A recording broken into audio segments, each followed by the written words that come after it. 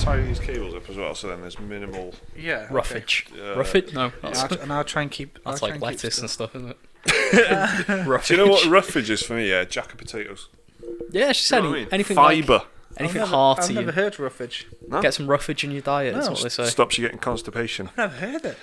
Anyway, hello and welcome to the 64th Special Moves podcast. Special Moves 64. Yeah. 64 is a big number in gaming, isn't it? Of course. I'll do a thumbnail for it. You've probably already seen it. You being the viewer/listener. That's the voice of Jake Kulkowski. I'm Mike Williams. This is Liam McKelvey. Hello. Isn't it, Liam? Yep, that's me. When did you first play Nintendo 64, boys?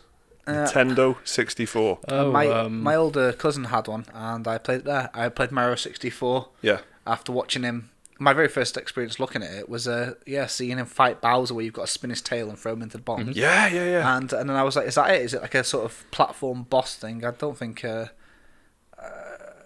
I'd seen anything in 3D before, to be honest. So yeah, and then I saw Mario 64. I had to go. Got really freaked out by the idea that I had to climb up a mountain and fight a giant bomb. Mm-hmm. Yeah.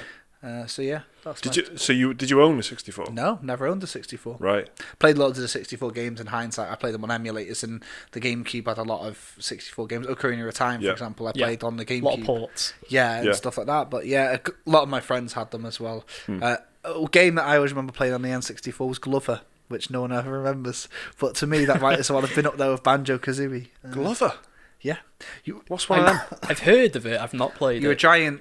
Not a giant. You're like a human-sized. Well, yeah, I suppose that is giant. A glove, I'm guessing? Disembodied glove. Like Master Hand from Smash Bros. Yeah. But with eyes and whatever. And you sort of run around and you jump and you climb, and I think you escape from a circus. Oh, so it's like a platformer. Yeah, but a 3D platformer.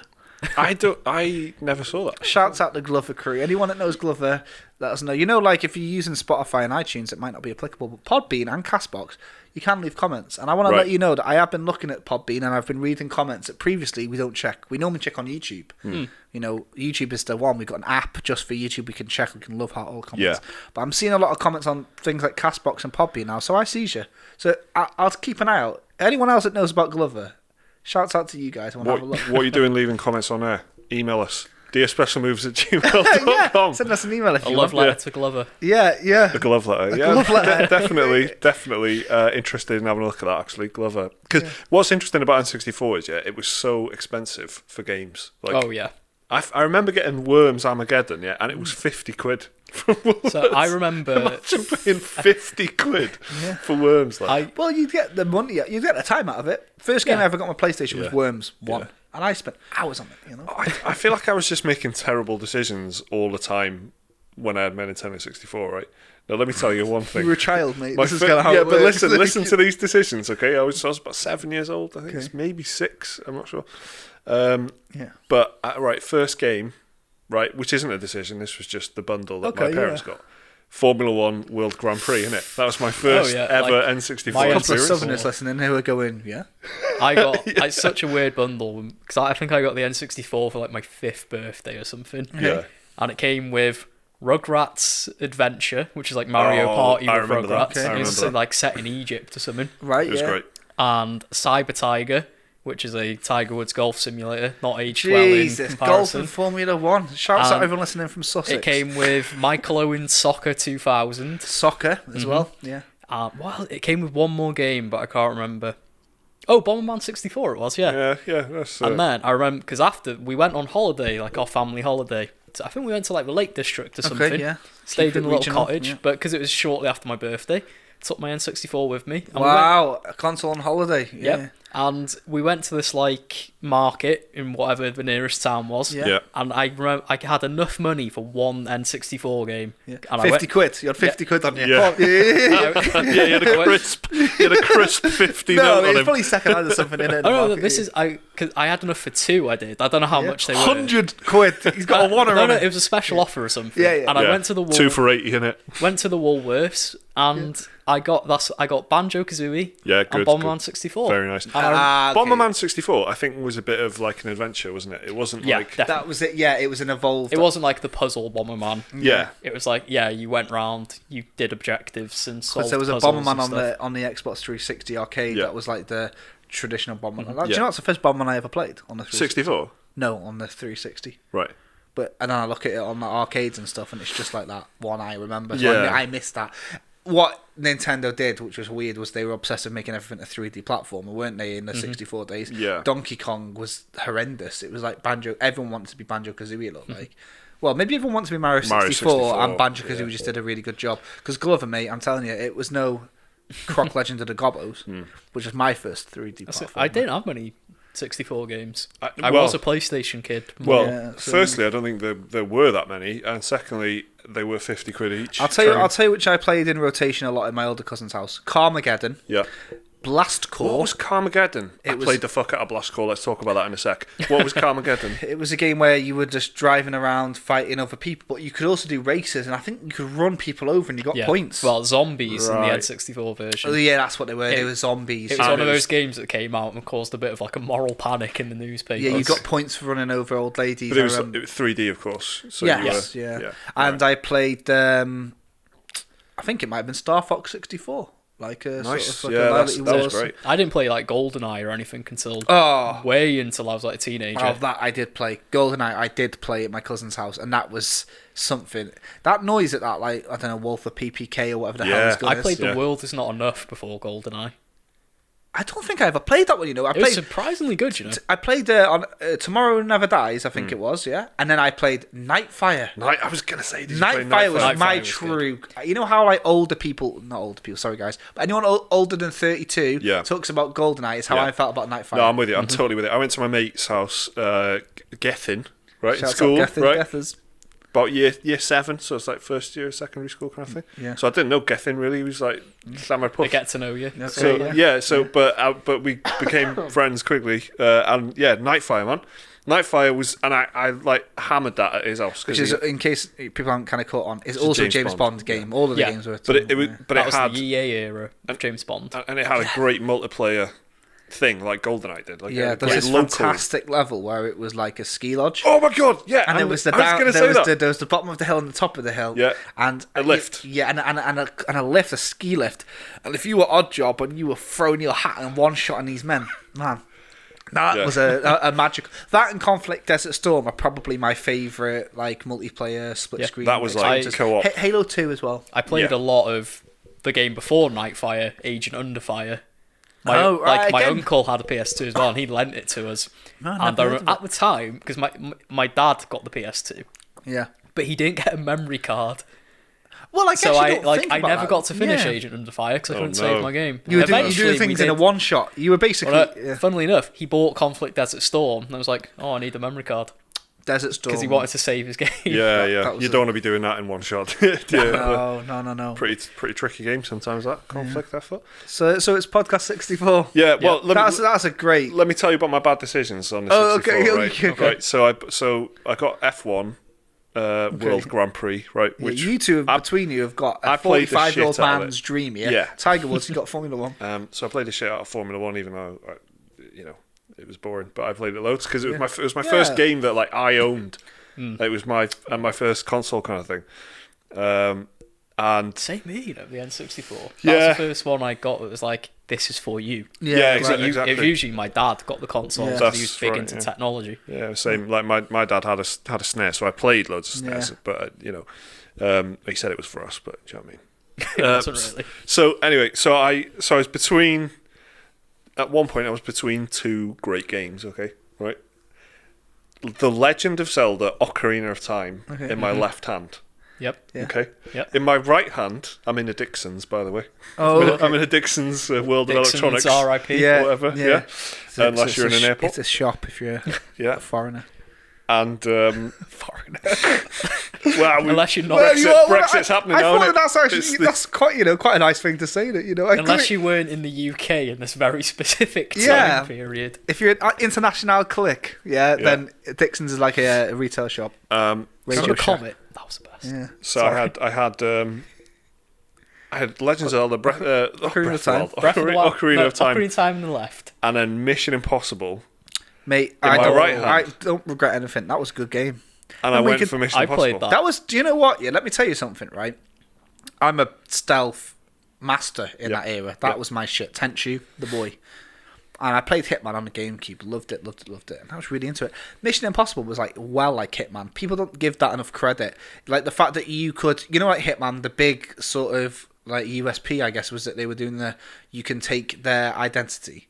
You could steal their faces on Mission Impossible, but it was and the sneak around their faces. It's like totally prescribed. Like you have to go here and do this. You have to go there and do that. That's true. There was a part like I think in the third mission where there was a part where there's a guy playing piano. I remember you could go one of two ways. Which but you have to steal someone's face to go one way and steal someone else's face, and you could pretend to be a cocktail server and sneak up an elevator shaft or whatever. But I thought it wasn't Ocarina of Time. Exactly, that's the thing, isn't it? So that's kind of bad decision number one. Number two, chicken run either. Number two is I had Banjo-Kazooie in my left hand. Something about my left hand, maybe. Banjo-Kazooie in my left hand. The left-hand path. And I had Worms Armageddon in my right hand. I went for Worms Armageddon again. Worms Armageddon's pretty great. Again, I know. I played it on PS1 quite a lot. Yeah, but what you're forgetting here is these are £50 games, right? Yeah. And I was getting maybe one game per year or per 6 months. Right, and I was going for Mission Impossible instead of Zelda, and I went for. To be fair, Worms is like infinitely replayable though. Like Banjo-Kazooie, once you've done it, you've done it. Really. Well, thanks, guys. Like Worms, you can do like skirmishes, and it's helping me put this to bed. Past the pad multiplayer. Yeah. So you only need one controller to play it multiplayer. Like I had Worms, not Armageddon. It was the one where the worms were like 4 pink pixels. Like literally, like Boggy Bee, mate, was a fucking 4 pink pixels, and Wilm was like 5 pink pixels, and I had that in Croc Legend of the Gobbos. That was my first console that was for me. SNES, I smashed, but I don't know whose that was. Maybe that was mine. Game Boy actually was my first console. My first home console was that PlayStation, and so to me, like growing up with Nintendo, it was more about the Game Boy. I had Castlevania, and I had the Game Boy Zeldas, and I played Link's Awakening, which is weird now because the new one came out. Yeah. And then I played Oracle of Seasons and that. Then I got GameCube and I got Wind Waker. And because I bought Wind Waker, like I think if you bought it in the first month or so it came out, you got the Master Quest disc with it or whatever, which had Ocarina of Time on it. And then weirdly, just a demo, I think, for Majora's Mask. Didn't have the full game on there. So, yeah, 64, it's an interesting little console. To me, I think it might be the age or whatever, but I would say it was probably my favourite console is the GameCube. That's definitely how people would feel about the N64, I think. I'd love to give a little shout out to the Dreamcast. That was the amazing little console. Died before its time. Unfortunately, no one else agreed. Speaking of another amazing choice of my taste as a child was impeccable picking games. Yeah. So I went to, I think this was like Christmas instead. Yeah. So I got a Dreamcast for my birthday. Okay. And this was like for Christmas that same year. Yeah. And they had a special offer on Dreamcast games because they were probably just trying to sell off the stock. Yeah, exactly. Trying everything they could. I got Sonic Adventure 2. Yeah. Star Wars Jedi Power Battles. Yeah, don't know it. And Star Wars Demolition, which is like Vigilante 8, but with Star Wars vehicles. Vigilante 8 was good, and I'll tell you something, Sonic Adventure Battle 2 is my most played GameCube game by a mile. The Chow Garden or whatever. Simpsons Hit and Run is my most played GameCube game. I played loads. That is a Reddit smasher. Go on Reddit, the age of people using Reddit, they fucking love Hit and Run. It was good. Yeah. I did everything. I unlocked everything. It is up there with it. I couldn't really get into it. I had Melee, Super Smash Bros. Melee, and Hit and Run, and I had Hit and Run. I didn't have Melee, and I traded it with a kid in school, full-time, full permanent trade. Did you? Yeah, man. I used to do quite a lot. I was a trader, yeah. I was always a trader. Trader. We were more of a lending type in my school. Yeah. We do that. We did quite a lot of like, I'll let you borrow this if you let me borrow that sort of thing. Oh yeah, that's the classic, isn't it? I mean, I did it. I was boring from a young age, and I played a lot of Command and Conquer. No, I played Dune on PlayStation 1. PlayStation 1 was amazing for like strategy games, RTS. I played Red Alert on PS1. Well, that's what I did. I played the shit out of Dune. I milked it dry, and I was like really good at it as an 8-year-old or something. 9? No, I want to go a bit higher. I think I was about 10, right? Because PS1 was after the N64, right? So then I swapped Dune. Same time. No, for me. Oh, for you. Okay. You got to understand. I'm a one console at a time kind of. In terms of the economics, it's just not viable. Absolutely. Right. This is why you're so good at strategy games, isn't it? So, and then I swapped Dune with my mate Sean, I think it was, who had Command & Conquer Red Alert. Turns out it's exactly the same fucking game, but it was different colours and different stuff. skins. So that was I had the original Command & Conquer with the GDI disc and the Nod disc. Yeah, and that was quite interesting. That it was basically two little mini games. Oh, I think we played all the Command & Conquers in my house. My dad was big on them. I remember the Command & Conquer Generals 0 Hour. Generals was good. That was the first PC RTS game I ever played. Was it? Yeah. It was was that 2002 or something like that? I think. Don't know. It was a post 9/11 world. I think that's the big pivotal moment. It is, isn't it? Like I want to say 2004. I don't know why. Yeah, that sticks out in my mind. I remember my mate had a PC, a gaming PC. It was his stepdad's actually. Yeah.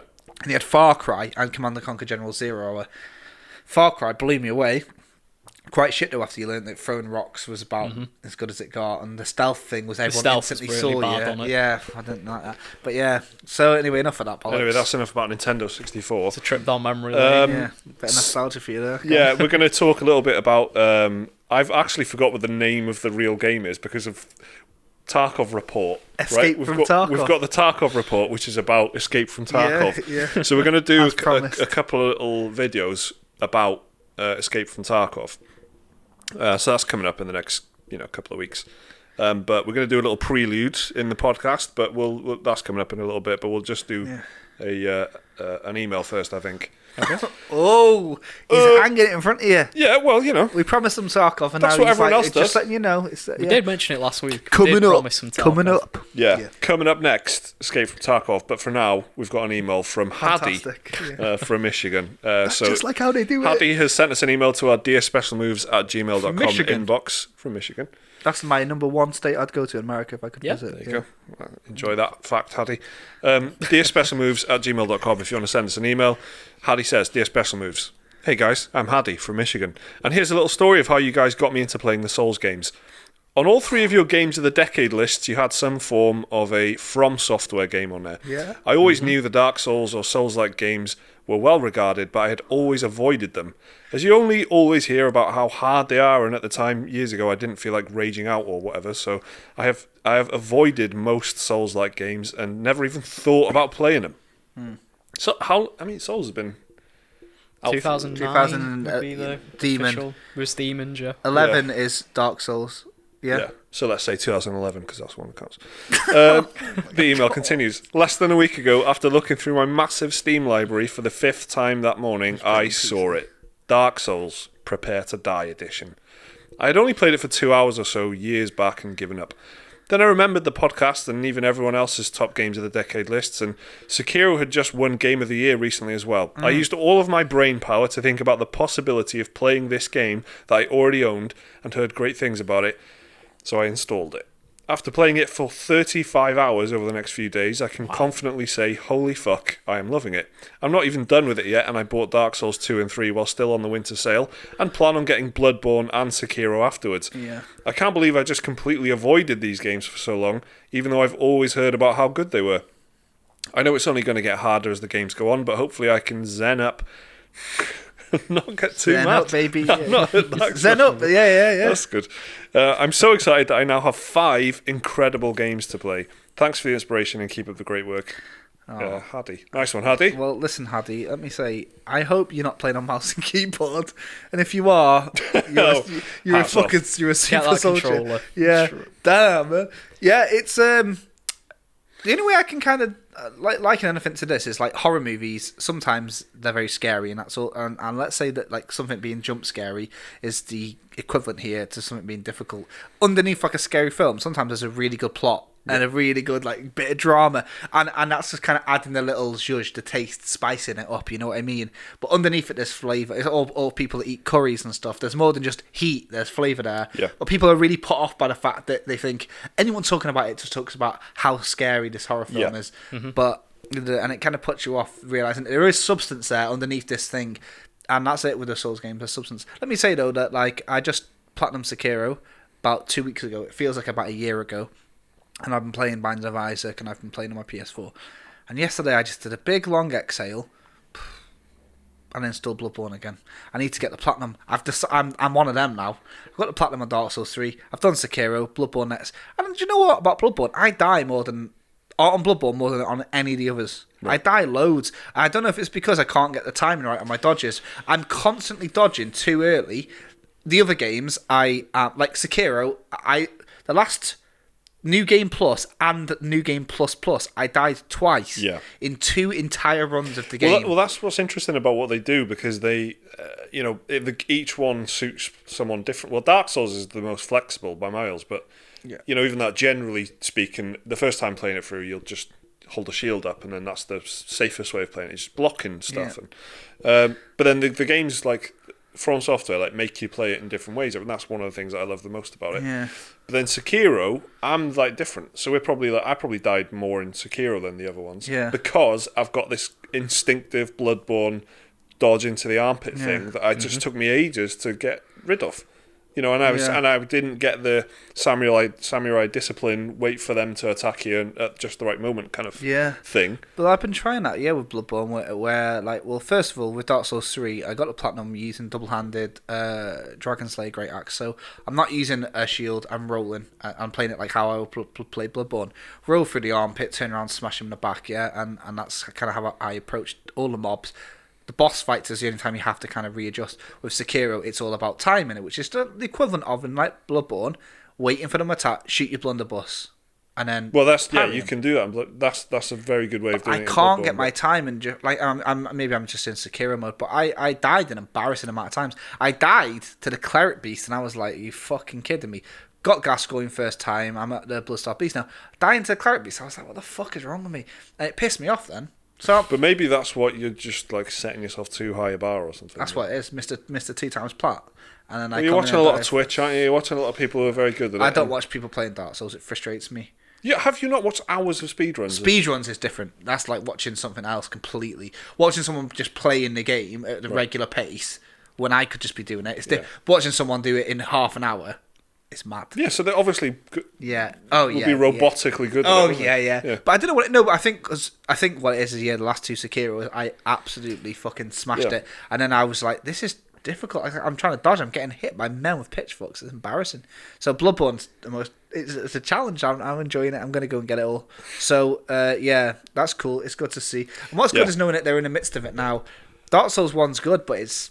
What a great feeling though when you like discover a series though, like he says, he's got like or she, I don't know, Hadi. What name is that? Hadi. I don't know. I don't know. Short for anything that though, isn't it? There could be Hadrian. Exactly. How many names could Hadi then go on to become? Do you know what I mean? So Hadi, they're just they've got 5 games now that they can sink their teeth into. But just remember that you've only ever then got those 5 games. No other game is quite. From Software enough. True. That's true. You're going to be playing other games going. You're blinded by love. Yeah. So prepare, okay? Make the most and hate the first time. Yeah. Enjoy Dark Souls 2 the first time round. Yeah. But that's cool. That's cool. And shouts at Michigan. Yeah. Well, it's nice that someone listens to what we say. Putting these fucking games. I can't lists all the time. I can't stop. I'm so conscious of this after Christmas. People are listening to us. Yeah. I don't know why it's getting to me. Not getting to me, but I mean, I'm more than acutely aware that there. Cause what it is, I think, is at first I just kind of remembered that it's YouTube. Everyone listening is looking at us because we're filming ourselves, obviously, for the people who are just listening. And then when I look at our dashboard on Podbean or whatever, which is what we use to look at, and I look at how many people, and it's like 3 digits, and I think every single one of them is a real human being listening. It's just kind of weird to think that. Yeah. They're all the main character in their own story somewhere, doing something in their own life, doing a career, and they're just listening to us talk about N64 in the fucking Lake District and shit like that. Do you know what I mean? Talking about Gethin. It's going on a memory trip. It's tripping me out a bit lately. It's since Christmas. Well, there's some bad podcasts out there, mate. That's all I can. That's all I've got to say. Thanks everybody. It is weird, and nice one, Hadi. If you want to send us an email, it's dearspecialmoves@gmail.com. That's dearspecialmoves@gmail.com. And please always tell us where you're from. I like that bit. Yeah, and like Jake's saying, remember if you do watch us on YouTube, you can listen to us on the go if you want. We're basically everywhere. On most of the. I think we're best suited as audio sort of disembodied voices. I would say so because I wouldn't like to look at myself. People just talk about why we're wearing coats out indoors. On the great salt lamp. Salt lamp's in there, and I am trying to slowly change. Like people are saying that why do Jake and Liam always wear outerwear in Mike's house, so I've wore a full coat today to try and get people going, oh, is it cold there? This might make them do it. This is just literally how there's I a bit of a story all going on at the moment. People are just trying to guess. It was just like wearing a coat, mate. What do you know what I mean? Why are you wearing a coat? Are you cold? I've just explained the thing there, really. So you're doing it on purpose? It was a creative decision, yeah. I could have worn a hoodie, and I thought, do you know what? Last comment was about why is they wearing like hoodies, and I thought I'll wear a full-on coat again. Yeah, I think I get a bit too paranoid about being hot while we're recording, and I hate the feeling of being hot and because the lights are on us and stuff. Yeah, and do you know what I mean? I hate. Don't mention it. Don't give anything away. Don't tell them about the temperature. Yeah, I just hate these guys. So I'm going to put ice cubes in my mouth before the next podcast. So you people can see my breath and shit. Slowly getting more and more cold. So if you want to see little treats like that and you usually listen to us, you can find us on YouTube and vice versa. If you don't want to see that shite, that's exactly why I think we're best suited to audio only. You can listen to us on audio only platforms like iTunes and fucking. And if you're on there, hey, give us another rating, man. We're like a 5-star on iTunes. We're like in the top 15. And if you want to, that's actually genuinely very, very helpful, isn't it? Like the old iTunes review and rating is huge. I was at Gamescom. If you want to give us 2 minutes of your time, honestly, I was at Gamescom speaking to somebody about my podcast, small thing, and then they looked on Spotify. We're right up there, and so whatever you're on, if you give us like a thumbs up or whatever the hell it is, it's crazy. Yeah, the discoverability from us, and that'd be really cool. It helps Jake in social situations. Exactly. As described. Exactly. Yeah. So if you want to continue to do that, that'll be lovely. So right, what Jake? No, not Jake. You've talked enough now. Liam, what have you been playing? What have you been playing this week, mate? Not a lot, to be honest. It's mainly backlog stuff for me still. Yeah. And I started Dragon Quest XI finally. Played 2 hours of it. Only 88 hours left to go. Okay. If like the times on howlongtobeat.com have to be believed. Oh, I use that all the time. I do find it's quite accurate. It is very accurate. Yeah. So I'm looking forward to the next year of my life being dedicated to Dragon Quest. Little tip if you don't know, just put the title of a game and HLTB into your Google and it'll tell you how long it takes. You can get value for money out of your games. Google. Yeah. I usually see it to see how quickly it's over. Like genuinely. With Banner Saga, I was loving it. Going, but how long is left? Yeah, I do it with. I did it over Christmas a couple of times with like how long because I wanted to smash a couple of games out over Christmas just so I could like tick them off kind of thing. Yeah, and I did that with Inside, and I did it with Everybody's Gone to the Rapture. So I could see, it's like 2-3 hours long. Great. Dragon Quest is like going to be different because it's good you can see the completionist run or the main one. I guess with this you're just going to go straight for the post. I'm not doing completionist. Not like I don't want to give 400 hours of my life to it. How does it play? What is it? It's a very classical style JRPG. So it plays like it's all turn based. You have spells, equipment, all that, and it's very. That's the charm of Dragon Quest. It's very old school. Yeah.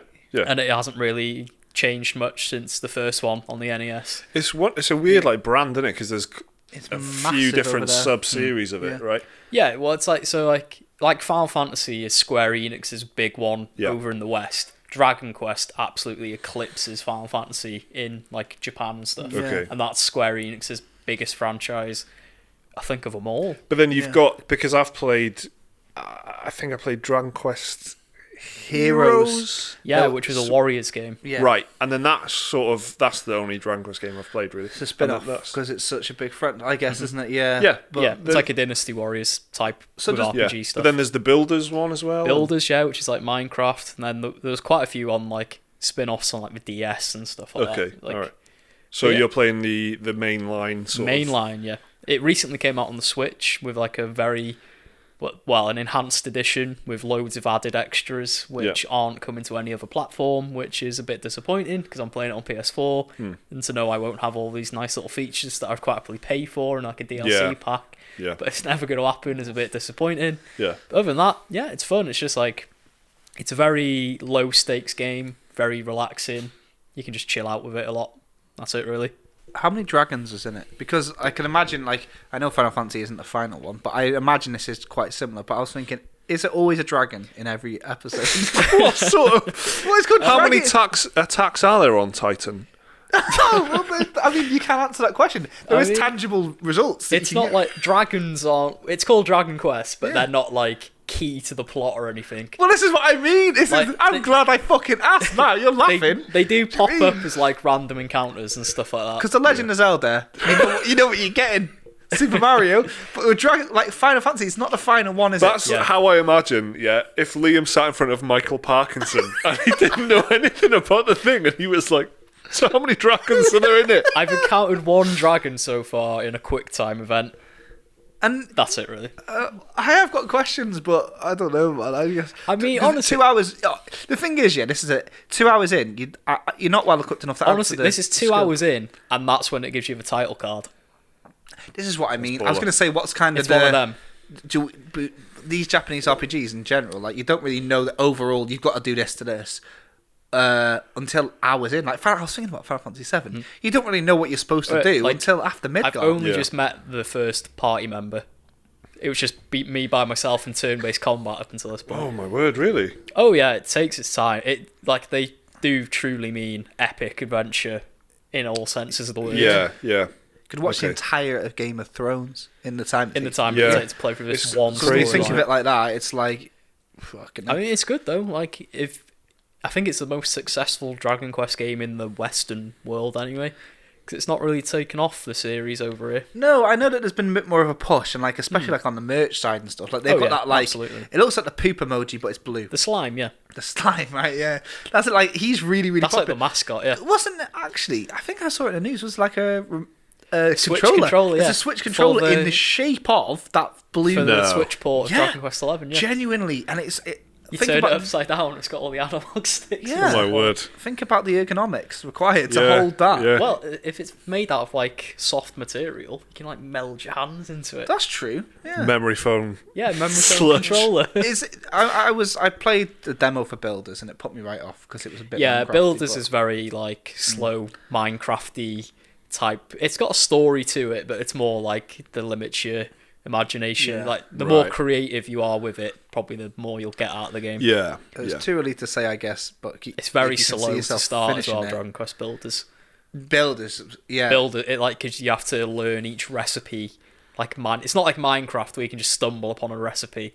You have to learn unlock it, like, everything, and unlock it, and then you do have to go to like a different world and all that. Yeah, there's something about like the overall kind of like the aesthetic of it and the style of it and stuff, which is I find it quite appealing, a bit more appealing than the angsty sort of Final Fantasy 15 direction. All the art for Dragon Quest is done by Dragon Ball guy, Akira Toriyama. Is that what he's called? Right. So if it looks like Dragon Ball, it's because it's the same artist. Yeah. Okay.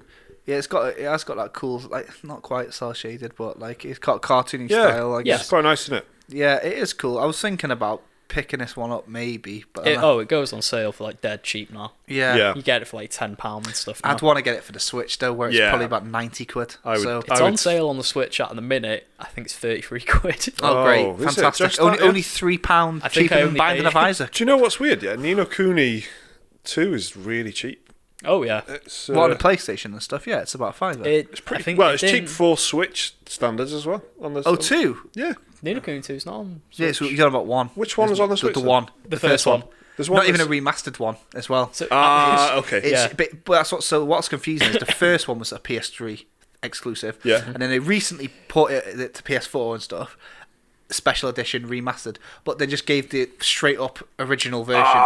Okay. And it'll be that because I noticed that it's more expensive. That remastered thing is pretty, compared. I think the PS4 version is more expensive than the Switch version, which but that's why. But they did loads of changes to it, like better graphics and frame rate and all that. Yeah, cool. I've got Ni no Kuni on Switch, the proper one, and my daughter's been playing it and stuff. And it's great, Ni no Kuni. I'd recommend it to anyone. That art style is just... If you want another 90-hour JRPG. Exactly, if you've got another 90 hours and you've not committed to Dragon Quest. So speaking of committing it, can you see yourself... Like, is it hooked? Like, the thing about these JRPGs, is like, it's really hard to kind of, every time someone plays it, to let... Especially with a Switch or something. I know you're playing it on PlayStation, but when you turn it off, are you thinking, I can't wait to get straight back into it? Because it's so grand, it can't keep ending on like cliffhangers, can it? Every time. I think it'll be one of those games that I drop in and out of every few, like probably play it like once or twice a week, maybe over the course of a long stretch of 7 years. That's all I've really played this week, to be honest. And I'll carry on playing it. Yeah, I mean, I've just carried on with a bit of Saga on the Switch. Yeah. Almost finished it. The first one. It's really good. I really like it. Yeah, same. I think me and you are probably around the same point now, right near the end. Yeah, I'm at the final battle. Well, it feels like the final battle, and I started it, and then I sort of just paused it and left it. So I think I'm actually going to go back a save and take another run up at it, so I can. I don't like starting stuff halfway through. Yeah, but I was very sleepy, so I had to put it off. But it's Banner Saga is so good. Like one of the best. I feel like that's a little bit like the old Hardy Dark Souls email. I feel like there's this 3-part series for me now that I'm really nice. into. Stumbled upon this nice treasure. Yeah, exactly. Especially something like Banner Saga, where it's so directly connected. Because Dark Souls is like 1,000 years apart or whatever. Whereas Banner Saga 1 and 2 are like directly after each other. It's like Lord of the Rings, isn't it? It's like they leave it up. They leave it one place and they pick it up. Yeah, exactly. Down the line. It's like picking up the bloody Telltale's Walking Dead now or something, I guess. But it's really good. I think it makes a lot of sense on the Switch as well. I couldn't imagine myself sitting in front of a PC playing it, or sitting in front in front of my TV. Exactly, mobile and iPad and ideal for that. It's like reading, and that's what it is. A lot of it. So, and what it's made me think is I would like that Supergiant game, Pyre, which I did finish on the PS4, and I was kind of like lukewarm on it. I would like to play that again on the Switch and see what it's like, how different it feels when it's a bit of bedtime reading every night instead of like sitting down and committing. Yeah. So that's what I've been doing, and Jake has been playing Escape from Tarkov. Told you I would, didn't I, guys? So here I am. Escape from Tarkov. I've been playing Escape from Tarkov, the biggest game in the world. Biggest game in the world right now. Unless you are well into League of Legends, which you would have seen in the news all week. But League of Legends is kind of like just the whole fighting game genre where you're into it or you're not. Yeah. Luckily for them, a lot of people are. I'm really looking forward to this Legends of Runeterra, and the fucking announcement was supposed to be this week and it's not been. What's going to happen? Why can't I play the beta? Do you know what I mean? I've got no kids with me tonight. I could be playing Runeterra, but I'm not. So what am I going to be doing? I'm going to be going back to Escape from Tarkov, which I recently started. So, Escape from Tarkov, the PC Master Race's new fucking poster child. What's it like? As a game, it's like a 15-year-old kid getting into a car for the first time. But rather than be with their parents or a driving instructor, there's 15-year-old kids that can drive outside the window going, "You dickhead, you don't know what you're doing, do you not?" So what do you do? It's a little bit like real life. What do you do if you're in a car and you don't know what you're doing? Well, there's no instructions, there's no tutorials. You get a manual out and you read and you study and you learn theory. That's what Escape from Tarkov is like, guys, right? That's what it's like. It's the most brutal fucking game I've played, and it's by design. They're being a bit. I'll give you. This is it, right? The Tarkov Report. We're going to put out a couple of videos where I'm going to talk about some pivotal games in my Escape from Tarkov journey. Okay. Games meaning matches, rounds. Yeah, rounds. That's right. And I'm going to talk to you about my first win, my first multiplayer experience, because it is a multiplayer game when you're squadding up with people or whether you're just playing by yourself. I'm going to talk to you about some special anecdotal times, but I'll give you a little sneak peek. Yeah. I think it'll be nice, for people who are maybe a bit intimidated and you want to feel like you're going on a journey with someone. Like a tour guide. And if you can't imagine going on a journey with me, let me tell you. I wouldn't recommend it. I'll give you the Prelude right now. So this is a little exclusive for the podcast. It's the Escape from Tarkov Prelude. Okay, and I'm going to talk to you about my very first ever Escape from Tarkov game. Is this the story that you told us in the car on the way to the cinema yesterday? Yes. Okay. The Prelude. So if me and Liam don't laugh so hard this time, it's because we already heard the story. I tell myself that all the time. So what it is, I say if they don't react, it's because I told them on WhatsApp. They loved it the first time. So this isn't actually supposed to be funny. It's supposed to be miserable, right? So here's Escape from Tarkov. First of all, you might have seen online that there's no women in the game because it's a game for hardened men only. So imagine then. That's actually a quote. Yeah, from hardened men only, guys. People not who gay. enjoy playing it. Can you actually just first say what it is and what? Escape from Tarkov is everybody that owns an expensive graphics card and doesn't own a console's dream. It's a Russian-made game, war kind of like it's set in Russia, I think, or an imaginary Russia. What's confusing is the weather system in the game is directly connected to the real-life Russia weather system. So if it's raining in Moscow, it's raining in the game. Did you know that? That's weird, isn't it? Anyway, it's a game where you drop, a bit like Hunt Showdown. You drop into a giant map. There's a couple of different maps, but you pick one. You drop into it at a random place, and your job is to get to an extraction point and escape from Tarkov. Ah, right, okay. I get it. There are other players in the match with you who, if you're not in a squad, assume that they're your enemy. There's other playable characters. There's also some AI enemies. Anybody who's not you or in your squad is an enemy. That's a nice, easy way of thinking about it, okay? If you're playing as your main character. The game is brutal in the sense that it's permanent. You spawn in the game and you've got an AK-47 and a body shield and you die. That's gone forever. So what do you do next time? Well, mate, you don't have anything. You get into the game with nothing. Can you, in a Souls-like manner, reclaim your gun and stuff? No. Right. No. So once you got, it's gone, it's gone. Yeah, okay. It's gone. You can insure it, maybe. And that kind of gives you a little chance. So, for example, let's use Jake, Mike, and Liam as examples. Jake spawns into the game with an AK-47. Mike shoots and kills him. Yeah. Mike picks up the AK-47. He's looted it.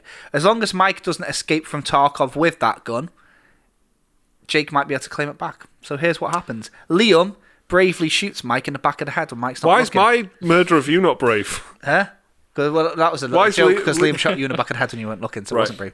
Liam shoots you in the back of the head, and then Liam gets popped himself. All of a sudden, my AK-47 remains unclaimed on the floor inside Mike's tactical vest. The game ends, and because it's still on the battlefield, in 24 real life hours, that will be given back to me. Provided no one comes Provided after it. Nobody loots that AK. If Mike managed to escape with that AK, I've wasted my insurance money on there.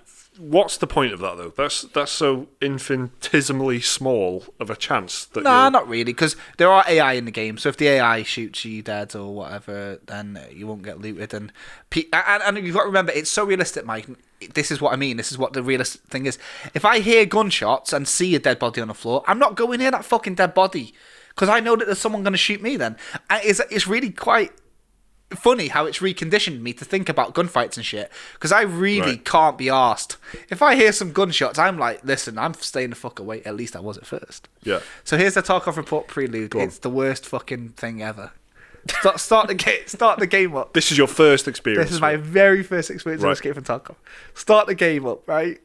And I haven't looked at all of the endless online resources, all of the 55-minute masterclasses by Australians on the fucking internet, and Reddit loot maps and hot zones and drop zones, and I just load the fucking game up. It says, here's Escape from Tarkov. Pick your character.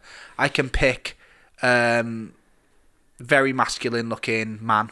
Very, very masculine looking man, or very masculine looking man. So I pick the guy who's got the word bear in the title because it's a little bit homosexual, and I thought it's hardened men only. So I picked that. I got this bear. He's got a cigarette in his mouth, an AK-47 and a tactical vest. It says, this is your main character. But I can also play as a scav, which a scav is like a completely randomized character. Every 20 minutes in real life, you can join a game as a scav. If you die, it doesn't matter because it's not your equipment. But if you can escape, you get to keep that equipment. That's really cool, isn't it? That way, it's kind of encouraging you to be a bit braver. And also, when you're a scav, you join. And remember, I was on about those AI guys earlier. They're also scavs, so you've got the AI on your side. So as long as you don't shoot any of them, everything will be okay. But I don't know any of this at the time. I only know that I've got my main character with this thing called scav. I'm like, all right, I'll go as the bear dude. Click on the bear guy, and it's like, what can I do? It's got a button saying manual, 98 pages on red. I think, nah. I click on start game. So I click on start game, and then I can pick my map. And there's like 5 maps, and the difficulties are thus. Shoreline is one of the maps. It says difficulty, insane. It says customs, I can go on as a map. Difficulty, insane. Another map, difficulty, insane. This is one called forest, difficulty, very hard. I think, well, I am a hardened man after all. I'll go in for it. But you're not insane, so you're not crazy. Exactly. You're just a tough guy. At this point, sanity's in check. Yeah. So I click the game. Warning, you don't have a map, so you're not going to know where you are. All right. Recommend you play offline. because you're level 1, and I'm like, oh, okay. I mean, isn't it like an online game? All right, click play offline. It says, do you want to play it with enemies? I'm like, well, no. I'll have a look at the map. I click enter. So all of a sudden, I'm playing by myself in an empty map. What could go wrong? What could go wrong? Well, I start the game, and I think there's the problem with the game because I can't see anything. I can hear something. There's like no UI or anything, but I can hear like rustling and shit. And then I just move the mouse around. I wiggle it around, look up, and I can see like a bit of blue. It's the moon. Okay, I can see the moon. I can't see anything else. Like you can see that it's through trees. So I'm like, all right. What's going on? So I go on my phone in real life and I Google Tarkov torch because I'm pressing T and all the sorts of shit it might be. But I remember hearing that the game's got like a really weird control scheme. Like Alt and T is to check the amount of bullets in your current magazine. Alt and R is to check your is to drop your magazine and reload. Double tap R is to quickly reload. Alt and B is to check your shoot. Anyway, so I was like, right, it's complicated. Obviously, it's like driving a car. I should have read the 98-page manual. I'll Google the torch button. The torch button's T. I press T. I've got no torch. Of course, I haven't got a torch. I haven't got a map. Why would I have a torch? I've got nothing. I've got like a handgun. All right, I'll look up and I'll use the moon to guide me. Maybe I'll find some buildings or something. Yeah. Even though I've got in the back of my head that sinking feeling that the game is loading me into a map called Forest. So I walk forward a little bit. I hear a crunch, and then all of a sudden I do get a bit of a UI. It's a picture of a man with 2 red legs. All right, so I press tab, I click on health, and I can see I've broken both my legs. I quit the game. And that's part 1 of the. That's the prelude. That's the Tarkov Report prelude. More of that coming up very soon. All I can say is this, though. That's the prelude, and I'll tell you, I've put about 20 hours in so far. Yeah. As a human being that's just trying to make it in the world. Yeah. Okay? Do you feel like a hard man now? I feel harder. You know? Do you feel like you're ready to have a go at people on Twitter for not enjoying it properly because they're not hard like you? You know what? I say that like I feel like I'm a bit of that philosophy that it's actually society's fault. Yeah. I feel like I am a product of this hardened society. Yeah. I don't want to be a hard man, but unfortunately I've learned to like shoot people's kneecaps and shit. I've always thought, you're not a hard man unless you know all the keyboard shortcuts to a PC game. Nothing says hard man. Like as soon as you start the game, checking your safeties off, pressing Alt T and going, I've got a full clip. You know? Let me see what I'm working with. Danny Dyer's doing it every day, isn't he? I'm doing that. And you know what? Sometimes I'm even sprinting now. I'm not even scared of making my footsteps audible. But more on that at another time. Yeah. And there'll be separate videos. So if you're an audio listener of the podcast, they'll be on our YouTube channel. And if you're not asked, at least you know you can avoid it. But there we go. Can you give us a little sneak peek as to how you actually feel about the game at the moment? Having played 20 hours, that's not insignificant. Oh, absolutely, yeah. So, like the first time, try and remember the first time anyone played PUBG, and you had that really kind of tense feeling of like, it's so interesting because, the circle's coming in, I've got to move. Battle Royale is so ingrained into our gaming society. Yeah, when PUBG was first around, it was something new and different, intense. It was janky, and, if it was quiet, it was basically silence punctuated by manic moments or just a single gunshot to the head and you're dead. Yeah. But if you were ever on that sort of the given end of all this damage and chaos, it was a nice feeling. Like you were like, there's someone in that house. It's that times 50. It is the most tense I've ever felt playing a game. I proper panic at first when, but then you do learn the map and all of a sudden, And I've got to say, like, what a rush. Yeah. Well, knowing that you can lose your gun by if you go into a game with an assault rifle, knowing you can lose that assault rifle if you die, but also if you're in a gunfight with somebody, by not being a pussy and loading in with a pistol, you're fighting against people that I'm scared to lose my gun. Yeah. You'll mow them down with an AK. It sounds like it's inspired by the sort of original kind of DayZ mod. They all are, aren't they? Where all these they are, but then this has got the old that. I don't think any game's really got close to what the mod original DayZ was, where it had that permanence and it had it was. But the thing with that was a bit aimless. But this is you're trying to escape, so there's like a loop of you load in, you're trying to get out. But it's got the same kind of like you don't know who you're looking at, how they're going to react to you and stuff. And that was a really difficult thing for me when I first started playing. It was like I joined as a scav. Yeah. And I had like a scoped gun, and I could see another guy, so I shot him straight away. Boom. Turns out he was another scav. It's really hard to tell. Yeah. And then all of a sudden, all the AI were turned on me. Then, luckily, there's no like. They all just know then, do they? But they know, but it's like they don't all start running towards you. They don't know where you are and stuff. So it's still really, really realistic. But all the AI switch to being hostile if you take one of them. Yeah, there's only about 6 AIs on the map and then 6 players. So you're only in there with about 12 people at a time. But yeah, it's cool. And what's good about like you're trying to escape? Not all the players in the map are trying to escape to the same point. There's that random element. So let's say like you spawn southwest of the map.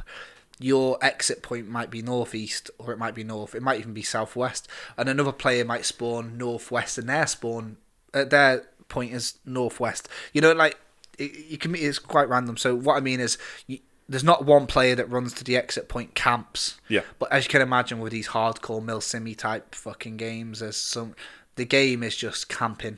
Anyone playing that's taking it seriously, who's not skilled, is sitting absolutely still, listening to footsteps, one-shotting people, and then thinking that they're good. So there's a lot of that sort of bollocks going on in the game, and I just, not on my watch. I'm a hardened man. So. Well, yeah, you didn't choose insane, did you? Because you're not crazy. Well, you chose very hard. Because ask me again now. You're in sound mind. Ask me again now.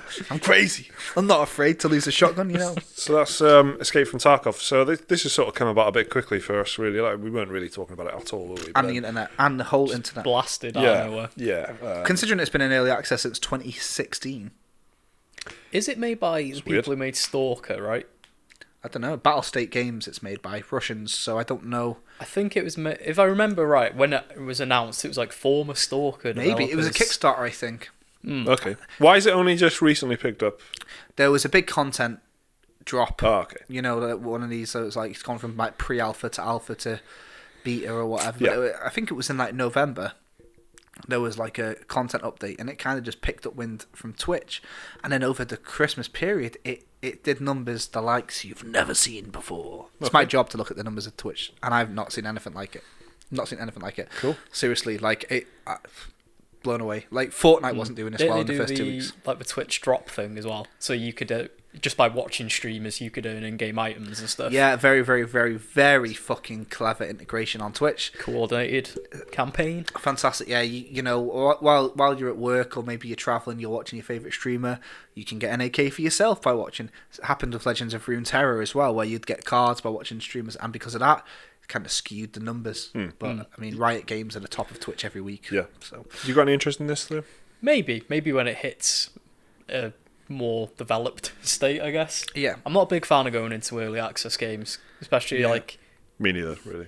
Yeah, so I might just, if it's still like doing big numbers by the time it hits like 1.0 or whatever. Yep. I might give it a go. I think it's going to be interesting how often you get this kind of big phenomena that actually stays around. Yeah. Because, like Apex Legends we thought was like, fuck, massive numbers, and that was a spike.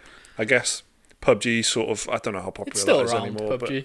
But Same that was Fortnite. was the king, like wasn't it? As big as it was. Yeah, Fortnite's the one that really reached out of the bubble, like big style, isn't it? And Fortnite's the one that got kids. Every single fucking kid has played Fortnite, and that's that's like next level, isn't it? And PUBG's done that in the East. It's bigger than Fortnite, isn't it? Massive in Korea, isn't it? PUBG. Yeah, exactly. So when you look at non-English speaking, especially on mobile as well. PUBG's done like that's what it is. That's on mobile. That's right. Yeah, that's what it is on Twitch. On Twitch, it's mobile streamers from Korea and Japan and Taiwan, big there.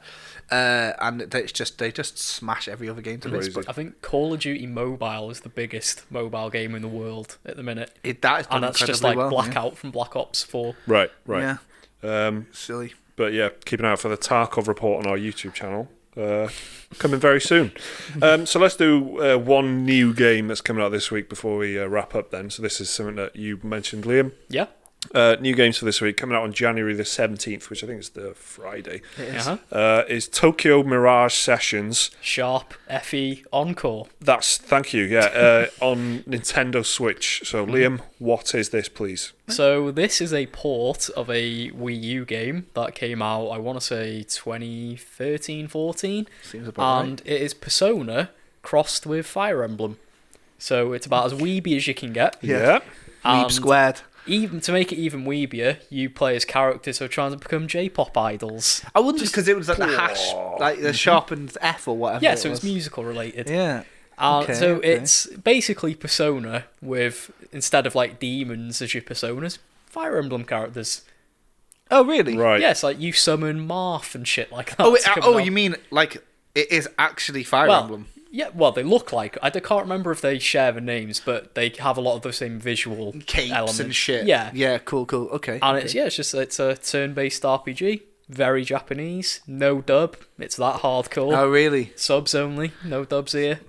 And Liam's got it pre-ordered for 6 months. No, I'm joking. Are you going to go for it? No, I think I will pick it up, because I did buy it on the Wii U. Yeah. But I think I only played like a couple hours of it. Right. And because, it's a Wii U, it went in the cupboard after like... yeah. Get in the cupboard. Yeah. So, because nothing else came out on it, and other games came out at the time, so I was just like distracted. But I think it'll do really well on the Switch, this, especially if people who own a Switch, especially after how successful Persona 5 was. Yeah. If you want to scratch that itch again, but on a portable system. Yeah. That you don't want to buy a Vita, because that's your only other choice. That's what's interesting. I was thinking about this when you're talking about Dragon Quest, right? If you're going to play, can you really play it portable, because you've got like 2 hours of battery at a time? So I guess what I'm asking is, how many charges do you have to go through of a Nintendo Switch in order to finish Dragon Quest? All this? Like 50. Yeah, genuinely, it's interesting. I was playing on the Switch the other day, and the battery it lasted like 3 hours at a push. Yeah, it's not big, is it? It's designed to be played on your sofa. They can tell you all they want. It's designed to be played at a rooftop party. Little pricks. Yeah. It's designed to play here, isn't it? And it's like on your phone. You're on your phone. Your phone's plugged in. Like, let's say there's like a socket or something down here. It's for that, isn't it? It's for non-TV time, but it's not truly portable if it's tethered. I guess is the word we're looking for. Yeah. So you're playing Dragon Quest tethered, realistically, aren't you? If you want to, unless you've got one of the new Switch revision things. Dragon sure, Quest they get the word tethered in one of their titles. I'm thinking, Tokyo Mirage Sessions. When they brought out the Switch Lite, they brought out just a newer version of the regular Switch, which had much better battery life, like an extra hour or two sometimes. Which is nearly it was 40%. An extra hour. That's an extra 200% battery time, isn't it? Yeah. There were like little rumours of not rumours actually, some analyst prediction of a Nintendo Switch Pro, which I like the sound of. I don't know how whether I'd buy it in a heartbeat. That was I would as well. That was a rumor when Switch Lite was getting rumoured. There'll be one this way and one that way. You'd think they'd go down the old 3DS thing. I think it was 3DS where they go like Nintendo Switch XL or whatever. Yeah. And then it's got a bit of a bigger screen, better battery life, slightly better. New Nintendo 3DS. Yeah. I think it was literally like double the power. Yeah. Of the normal. Well, that's 3DS. what I mean. Is this new Switch the new Nintendo Switch? Because it's got more battery. It is definitely different and more powerful. I don't think they don't It's bother literally just battery life, though. isn't it? Yeah, it's just battery. It's more for me. It's more like when you have like the PlayStation 3 and then the PlayStation 3 Slim.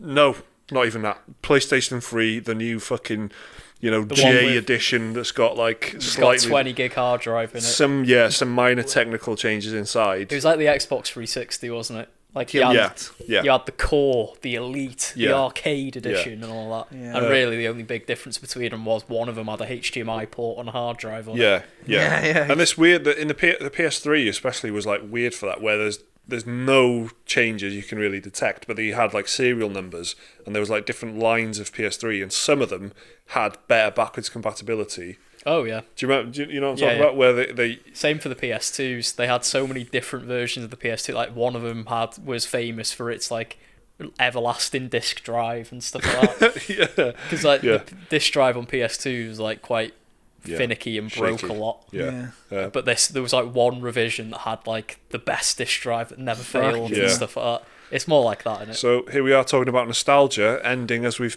begun. Gone full circle. Like many Remember the PS2 films. disc drives? I do, because mine died.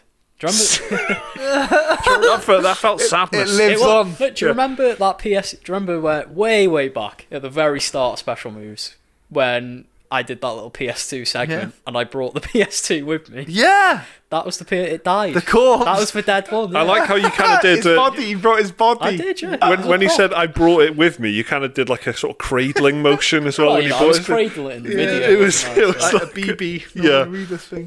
So that is how we're going to end this podcast. The camera's just gone off, so rest in peace. Rest in peace. R.I.P. It's PS2. died like Liam's PS2 disc drive. But it lives on in our memories. Yeah. Bye.